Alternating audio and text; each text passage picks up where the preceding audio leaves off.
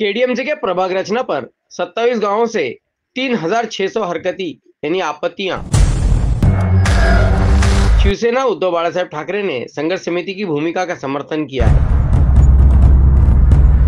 महाविकास आघाड़ी सरकार ने 27 गांवों में से 18 गांवों को अलग कर नगर पालिका बनाने की प्रक्रिया शुरू कर दी थी। इस मामले में एक याचिका सुप्रीम कोर्ट में प्रलंबित है। इसमें सवाल उठाया गया है कि 27 गांवों में से 18 गांव पहले ही अलग कर दिए गए हैं, तो फिर 27 गांवों की प्रभाग रचना कैसे और किस आधार पर की गई है।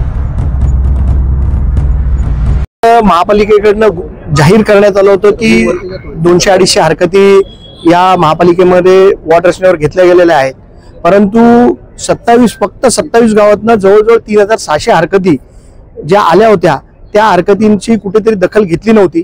आणि आज आम्ही जेव्हा या बैठकीला उपस्थित झालो त्याच्यानंतर आयुक्तांनी मान्य केलं की या 3600 हरकती आलेल्या आहेत आणि या हरकती आल्यानंतर ह्या हरकतींच्या जोरावरती आम्हाला कोर्टात